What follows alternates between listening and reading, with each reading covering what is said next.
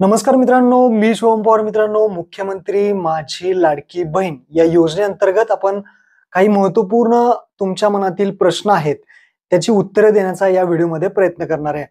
आता काय-काय प्रश्न आहेत ते मी थोडे काढलेले आहेत आणि भरपूर जणांचा महत्त्वपूर्ण जो पहिला प्रश्न आहे, तो म्हणजे आम्ही फॉर्म भरलेला आहे, आम्ही फॉर्म सबमिट केलेला आहे, तरी सुद्धा फॉर्म पेंडिंग दाखवतोय. आता मित्रांनो, फॉर्म पेंडिंग का दाखवतो? कारण तुमचा फॉर्म पूर्णपणे भरलेला आहे. तुम्हाला काही प्रॉब्लेम नाही. तुम्हाला काही करायचं नाही. आता ते सरकारचं काम आहे.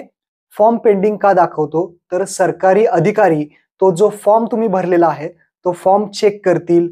त्यामध्ये कागदपत्र, तुमची माहिती, हा फॉर्म संपूर्ण चेक झाल्यानंतर तो फॉर्म जो आहे, तो अप्रूव्हल केला जाईल आणि त्यानंतर तुमचं स्टेटस जे आहे ते चेंज होईल. यामध्ये तुम्हाला काही घाबरायची गरज नाही. तुम्ही तुमचं काम केलेलं आहे. आता फॉर्म पेंडिंग आहे म्हणजे याचा अर्थ असा होतो, तो सरकारकडे पेंडिंग आहे. सरकारी अधिकारी तो फॉर्म चेक करतील. त्यामध्ये काही त्रुटी असतील तर तुम्हाला सांगतील. ते दुरुस्तीसाठी सुद्धा पाठवू शकतात आणि जर त्यामध्ये काही चुका नसतील तर तुमचा फॉर्म अप्रूव्हल केला जाईल. तुमचा फॉर्म जेव्हा अप्रूव्हल होईल त्यानंतर तिथून पुढे तुमचे जे काही पैसे आहेत ते पैसे तुम्हाला मिळतील. तर काही प्रॉब्लेम नाही. फॉर्म पेंडिंगमध्ये आहे तर लाखो फॉर्म पेंडिंगमध्ये आहेत. तर काही चिंता करायची गरज नाही. पुढचे काही प्रश्न आहेत ते आपण घेऊयात. आता भरपूर जणांना एक प्रॉब्लेम येतोय तो म्हणजे इमेज नॉट सपोर्टेड. तर मी स्क्रीनवरती दाखवतो. अशा पद्धतीने प्रॉब्लेम येतो आणि कोणतेही डॉक्युमेंट दिसत नाहीत. पासपोर्ट साइज फोटो काढला असेल किंवा लाईव्ह फोटो काढला असेल तुम्ही, तर तो तुम्हाला तिथे दाखवला जात नाही.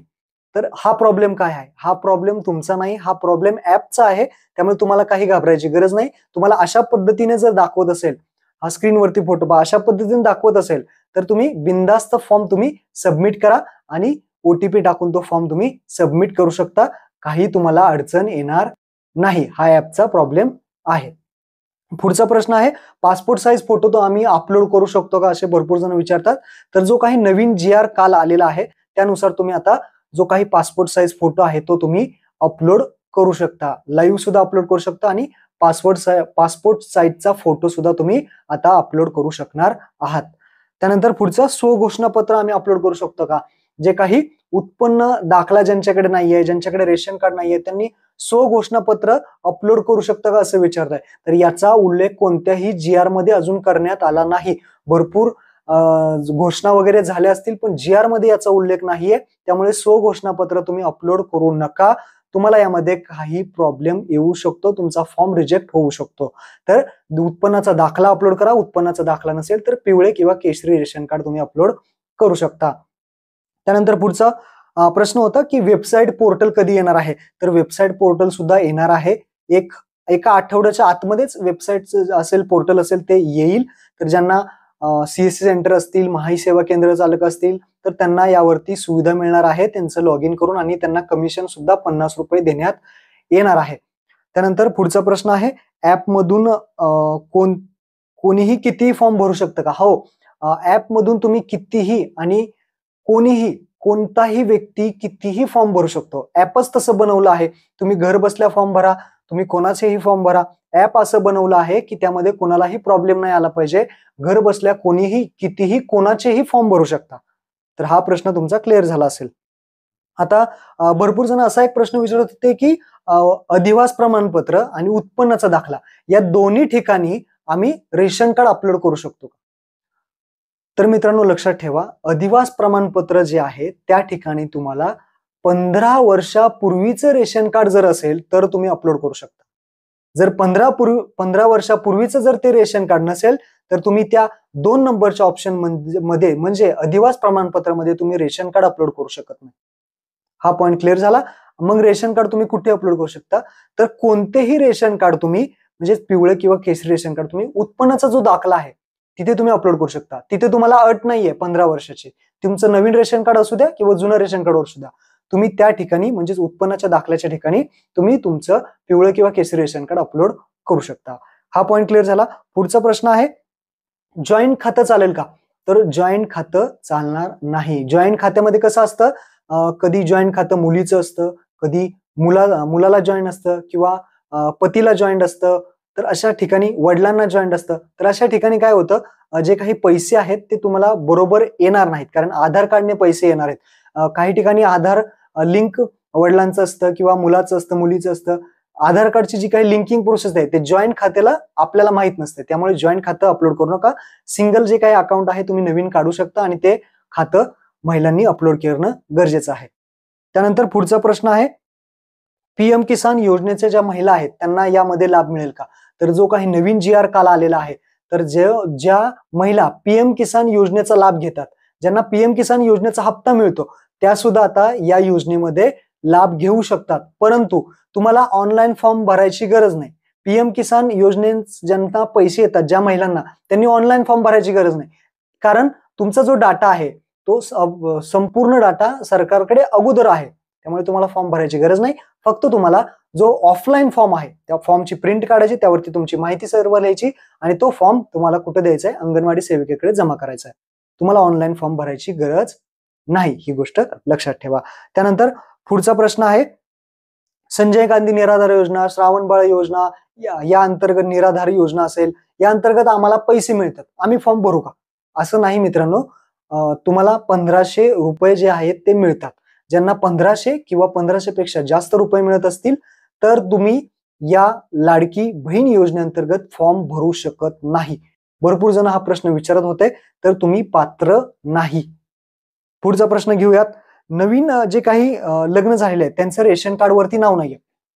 ज्या नवीन अशा महिला आहेत त्यांच्या रेशन कार्डवरती नाव नाहीये, तर त्यासाठी एक नवीन जी आर आलेला आहे आणि या नवीन जी आर मध्ये काय तरतूद केलेली आहे की नवीन ज्यांचं लग्न झालेलं आहे ते आपल्या पतीचं रेशन कार्ड अपलोड करू शकतात. तर आपलं जे काही पती आहे त्या पतीचं रेशन कार्ड तुम्ही अपलोड करू शकता. त्या ठिकाणी उत्पन्नाचा दाखला तुम्हाला मागितला जातो, त्या ठिकाणी तुम्ही रेशन कार्ड सुद्धा अपलोड करू शकता. पण काही ठिकाणी काय होतंय की नवीन जे काही महिलांचं लग्न झालेलं आहे त्यांचं नाव रेशन कार्डवरती नाही. मग अशा ठिकाणी सरकारने सूट दिली आहे. काय सूट दिली होती? जी आर मध्ये मी तुम्हाला सांगितलं होतं, जो नवीन जी आर आलाय, ज्यांच्याकडे नवीन लग्न झालेलं आहे त्यांच्याकडे विवाह दाखला आहे, मॅरेज सर्टिफिकेट आहे, त्यांनी आता रेशन कार्ड जरी अपलोड केलं तरी काही प्रॉब्लेम नाही. पण रेशन कार्ड पतीचं चालणार आहे. पतीचं ज्या रेशन कार्ड मध्ये नाव आहे ते रेशन कार्ड तुम्ही अपलोड करू शकता, पिवळे किंवा केशरी, काही प्रॉब्लेम नाही. पुढचा प्रश्न आहे, जन्मतारीख चुकली आहे, नाव चुकलंय, तर काय करायचं?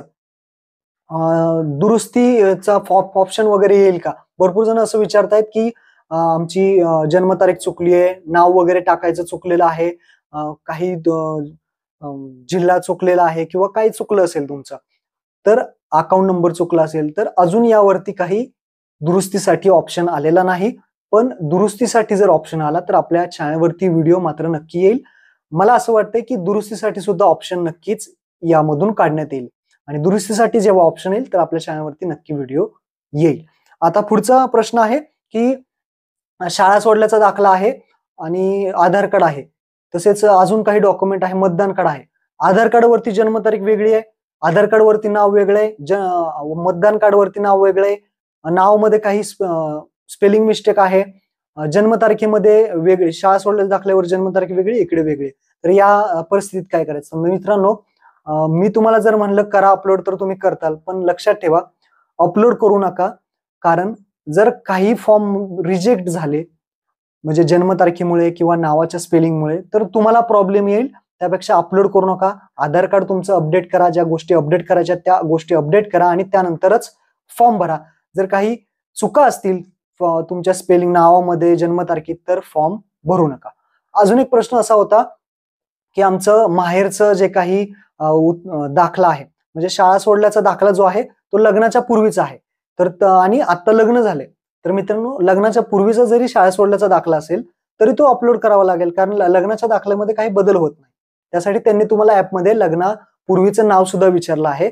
आणि कशामुळे विचारलंय तर शाळेच्या दाखल्यावरचं नाव आणि लग्नापूर्वीचं नाव हे चेक होणार आणि त्यानंतरच जे काही अप्रूव्हल आहे ते होईल. त्यामुळे तुम्ही शाळेचा जो काही शाळा सोडल्याचा दाखला आहे तो तुम्ही अपलोड करू शकता, तुम्हाला काही प्रॉब्लेम नाही. आता पुढचा प्रश्न आहे की अंगणवाडी सेविकेकडे फॉर्म जमा करायची गरज आहे का? भरपूर जण विचारतायत की आम्ही फॉर्म ऑनलाईन भरलाय, फॉर्म सबमिट केलाय, आता आम्हाला अंगणवाडी सेविका फॉर्म मागतायत, आम्ही फॉर्म देऊ का? तर मित्रांनो, असा कुठेही उल्लेख केलेला नाहीये की तुम्ही फॉर्म ऑनलाईन भरा आणि ऑनलाईन भरल्यानंतर सुद्धा तुम्ही फॉर्म अंगणवाडी सेविकेकडे जमा करा, असा काही उल्लेख केलेला नाही. कोणत्याही जी आर मध्ये अशी कुठलीही नोटीस वगैरे नाहीये ऑफिशियल. तर तुम्हाला जमा करायचा असेल तर करू शकता. अंगणवाडी सेविकांना 50 रुपये मिळणार आहेत, तर मागितलं असेल तर देऊन टाका. एवढं काय त्या 5-10 रुपयाने तुम्हाला होणार नाही. तो फॉर्म भरा पूर्णपणे आणि ऑनलाईन जो काही पावतीचा क्रमांक भेटलेला आहे तुम्हाला, तो क्रमांक टाका, मोठा नंबर आहे तो टाका आणि कागदपत्र देऊन त्यांच्याकडे देऊन टाका. त्यांचाही फायदा होईल, त्यांना 50 रुपये भेटतील.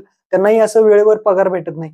तर काही काळजी करू नका. जर त्यांनी मागितलं तर त्यांना देऊन टाका आणि आपलं जे काही ऑनलाईन फॉर्म भरला आहे तो सुद्धा तुम्ही ऑनलाईन भरून ठेवा. काही प्रॉब्लेम तुम्हाला होणार नाही.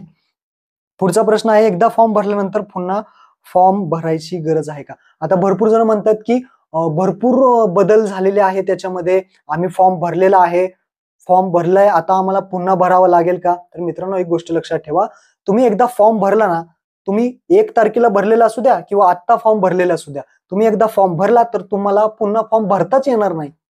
तर तुम्ही फॉर्म भरायची काय गरज आहे? आता हे ऍपचा बदल हे सरकारचा प्रॉब्लेम आहे, आपला प्रॉब्लेम नाहीये.